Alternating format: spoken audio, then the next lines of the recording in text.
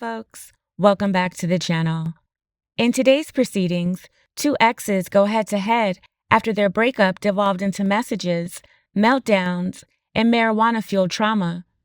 The petitioner says her ex is harassing her with emails and threatens to leak photos.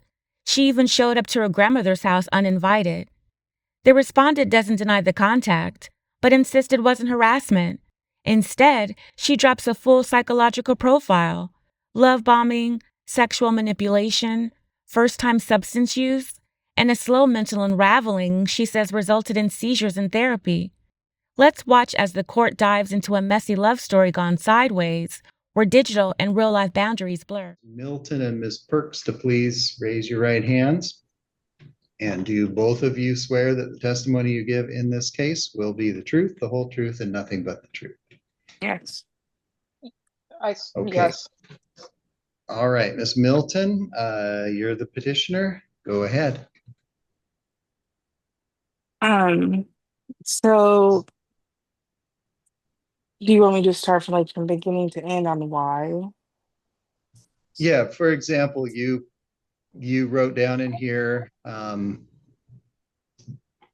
in your petition the reason that you think that the court should issue an anti-harassment order against Ms. Perks. So why don't you start with what happened that makes you think that I should do that? Me and Miss Perks were dating for a couple of years and it did not end amicably. And I had in the beginning stated that I did not want to speak with her any further because we're not in agreement and I felt like we were never going to be in agreement. She continuously has messaged me by her means to get in contact with me because she feels like I owe her a reason on why we broke up, amongst other things. And I had already stated I don't want to talk with her. And she has continuously emailed me, messaged me from other people's phones.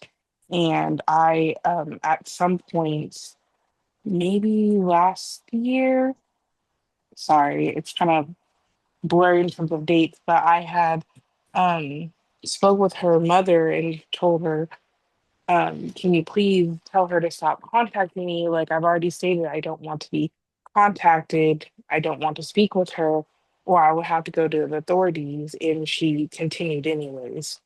And she has um, showed it to my family member's house unannounced. And I go to this family member's house very often, so I'm not knowing if she's going to show up whatsoever. And so this past Mother's Day, a lot of the emails amped up and her being angry and angry with me for not talking with her in alleged abuse. Um, I emailed her again and told her I don't want to speak with her after all of that. And she continuously emails me and it's basically threatening to make an expose about me and sent me links and told me how she's been talking to other people about our past relationship and streamers and how she's trying to get all this evidence on me and talk with these people, and basically threatened to leak nude images, and she has sent me that image, and so I'm basically asking for this so she can stop contacting me. I don't want to speak with her. I don't owe her anything. And I don't want an image out there without my consent as well. All right. All right. Is there anything else that you need to say before I hear Ms. Perks's side of this? I can't think of anything right now. Okay, then I'm going to let her tell me her side of it and we'll make a decision here. All right, Ms. Perks, why don't you go ahead and tell me your side of it? I have prepared statements, so I'll be looking down at those. I don't mean to be disrespectful at all, but I'm a 125-pound epileptic that doesn't carry any firearms, and Mia is more than twice my weight, taller than me, a registered gun carrier. There's no way for me to physically harm her, nor has she and my sister ever digitally met or met ever, not digitally, not physically. And my sister doesn't even know what she looks like. Mia has no reason to be looking over her shoulder in public, nor do I look for her. Um, I don't have any intention of meeting with her without her consent, nor do if I ever met her in public, I wouldn't do anything to her. I couldn't do anything to her, nor have I ever made a public scene. Um, I'm honestly shocked to hear that she's afraid of me, Your Honor. She claims that the last time she spoke to me was in October 2023, but I verifiably have evidence that not only were we speaking in 2024, but she was still asking me for money in the text messages. Mia claims that I still had her key after moving out, but if that were the case, and I would still have that key today, and that's not true. I handed back her apartment key the day I moved out.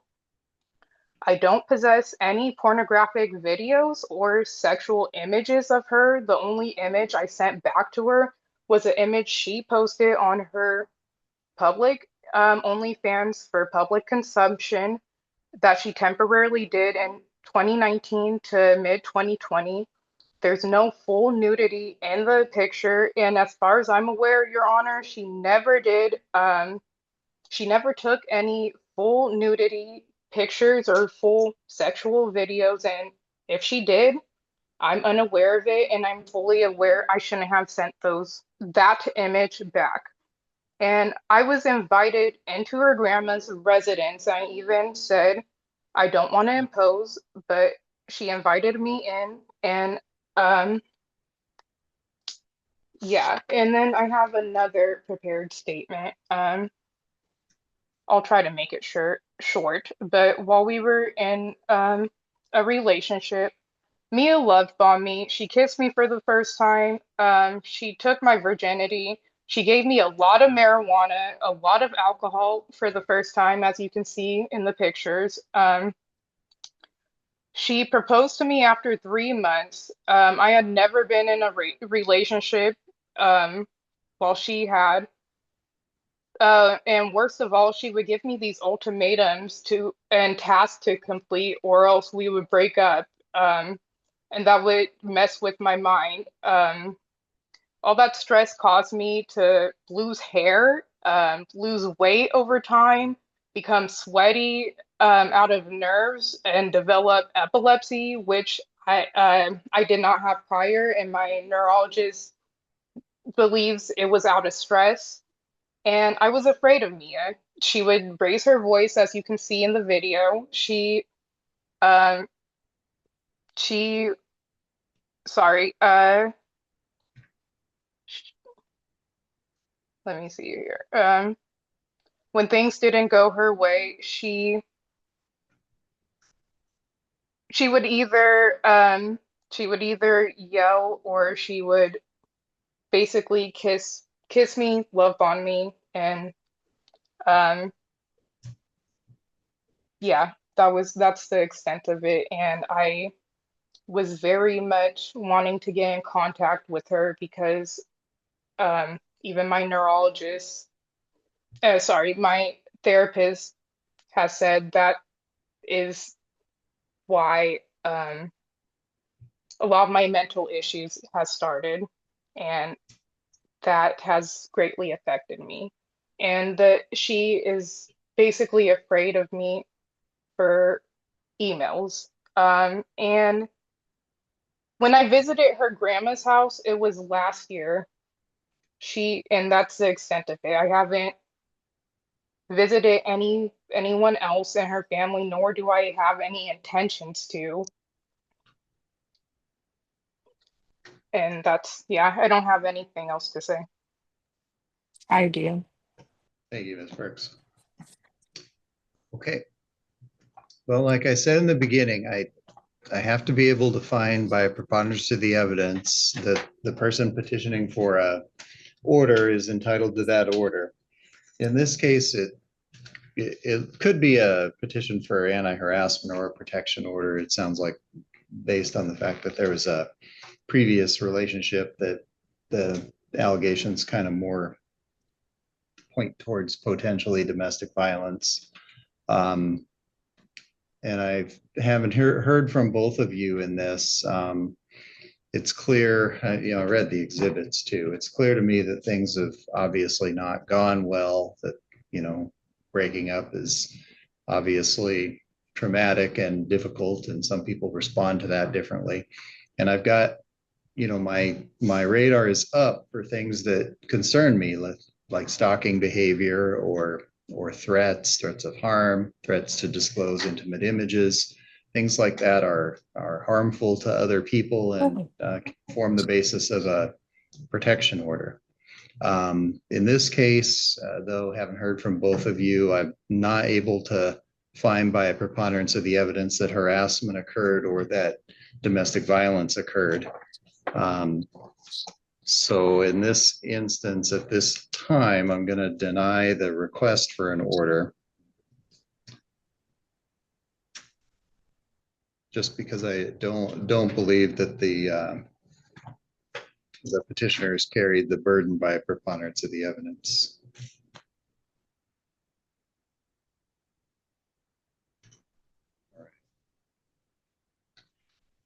So Ms. Milton, today your request for a protection order will be denied. Okay.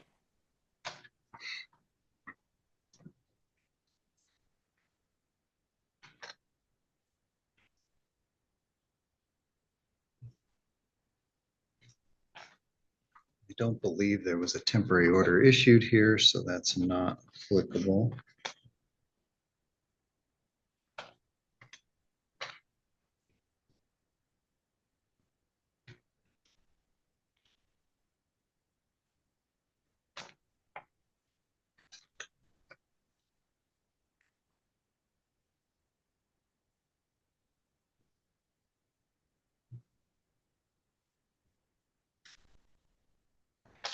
All right, thank you both, and that will conclude your hearing for today. Thank you.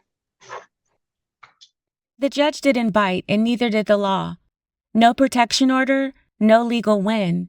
Just a very clear message: take your breakup drama offline. Neither side proved anything except that they're both pretending the breakup battlefield they created isn't their fault. Is a breakup still toxic if you're the one still texting? And does claiming trauma hit different when you're also the one sending the photos? Let me know your thoughts in the comments. And don't forget to like, subscribe, and hit that notification bell for more gripping courtroom moments. Thank you for watching. See you in the next one.